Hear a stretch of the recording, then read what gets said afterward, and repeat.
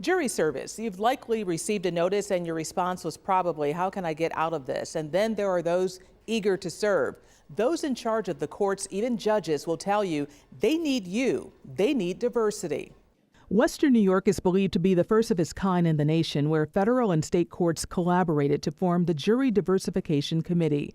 I sat down with the commissioners of jurors for Erie and Niagara counties. Jury diversity is a nationwide problem. It's just not something central to Western New York. But here they want to improve the system.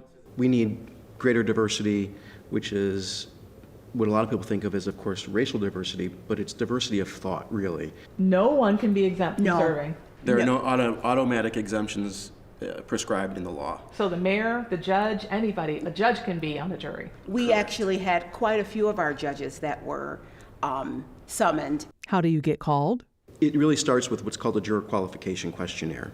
Those are randomly issued to individuals at our direction, though we don't know who they're going to. Where do they find names? There's 5 source lists. There's the Department of Motor Vehicles, Department of Tax, Department of Labor, Department of Social Services, DMV, and Board of Elections. If you meet the legal requirements to serve in New York, your name is put in a pool for eligible jurors, but that does not mean you will be called. What are the misconceptions? Folks tend to think, well, I got the summons, I'm going to be on, this really juicy murder case, and it's like, no. The reality is there are more civil cases than criminal cases. So that's the slip, trip, and falls, the medical malpractice, the contract disputes and things like that. In Erie County, jurors typically serve once every 8 years. Niagara County, once every 6 years. Most are excused. The average trial, about 8 days or less. The per diem fee that is paid either by an employer or by the state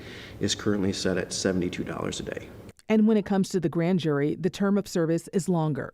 They go over 6 weeks. Now, it's not every day for 6 weeks. It's like 2 to 3 days. And on average, they serve for like 14 days. Is there a penalty if a person doesn't report for jury duty? If a person doesn't respond, it could lead to fines, civil fines of up to $250, which could go against a person's credit. They'll help you postpone service if needed. Now that we know the process, it's about getting people to serve, making sure it's diverse. When you have 25 white people in the grand jury who are deciding the fate of that young African-American male, that is a bad look. On your side, Claudine Ewing, Channel 2 News.